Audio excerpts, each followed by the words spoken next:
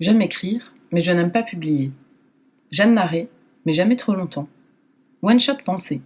Je partage avec vous quelques-uns de mes écrits, un one-shot pensée de quelques minutes pour vous faire part de ma pensée du jour. Aujourd'hui, je vous parle de la zone grise et de notre rapport à l'information. Voici mon texte. La zone grise. Le mot a été prononcé. Il me fait vomir tant il permet de tergiversation sur un sujet pourtant si sensible.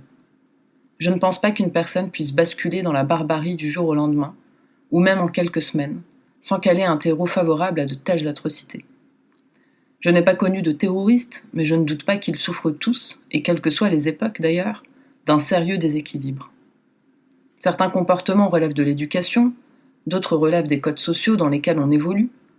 Porter une casquette au lycée, être tatoué ou percé pour occuper un poste à responsabilité, porter le voile dans une société sécularisée, porter une jupe dans une société conservatrice, ne pas pouvoir manger le même plat que son voisin de cantine pour des raisons religieuses, être convaincu que la théorie de l'évolution n'existe pas, etc., etc., etc. Mais la zone grise dont on parle, c'est une zone dans laquelle on voit en chaque musulman une potentielle menace, une menace terroriste. Concrètement, la possibilité que cette personne prenne un couteau, vous suive, s'approche de vous et vous tranche la gorge.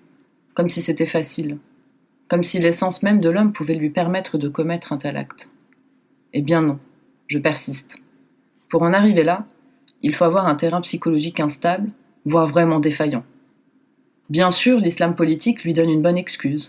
Mais c'est ce que c'est, une excuse. Il y en a certains qui sont des psychopathes et qui utilisent l'idéologie de Daesh pour assouvir leur soif de sang. Les autres ont le cœur plein de haine, la haine de l'autre, enfin, de tous les autres. La transition vers la haine est loin d'être aussi simple. Elle ne se voit pas. La haine qui conduit à tuer avec barbarie, elle ne se porte pas sur la tête, elle ne se traduit pas par une barbe, elle se loge au fond de l'esprit et ne se partage qu'avec les personnes qui la partagent aussi. C'est contre ça qu'il faut lutter. Et puis il y a l'emprise aussi, non ? On n'en parle pas tellement. L'emprise, c'est quand quelqu'un d'autre que vous fixe les limites à votre place. Votre capacité de décision n'existe pas.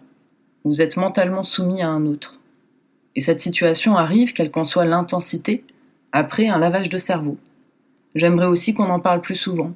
Qui est à l'origine de ces lavages de cerveau ? Comment ont-ils procédé ? Comment ont-ils contacté toutes ces personnes ? Bien sûr, beaucoup de réponses existent déjà. On les trouve au détour d'un reportage ou d'un bon livre, la lecture d'un article scientifique, des témoignages, des rapports. Mais pourquoi les éléments factuels sont-ils aussi absents des débats publics ? Est-ce que chaque Français a vraiment le temps de consulter des centaines de pages pour se faire une idée de chaque question de société ? Et pourtant, n'a-t-il pas le droit de savoir que des personnes travaillent sérieusement sur ces sujets ? Et que la France ne se limite pas aux déclarations politiques les plus médiatisées, aux polémistes les plus invités à discuter de ces sujets, aux journalistes qui dépassent souvent le cadre de leur ligne éditoriale, parfois au détriment, justement, d'informations tout aussi importantes ? Les informations qu'on reçoit quand on rentre chez soi après le travail, les 20 minutes d'informations qu'on écoute par jour avant de retourner au travail jusqu'aux vacances, sont-elles suffisantes pour prendre la température de la société française en 2020 ? Non. Est-ce qu'on a tous besoin de connaître les moindres détails ? Non plus. Mais est-ce qu'il n'y a pas une voie médiane ? N'est-il pas envisageable de proposer des formats cool, modernes, qui s'inscrivent dans l'air du temps tout en évoquant des sujets très sérieux ? Ça ferait de l'audience sans aucun doute.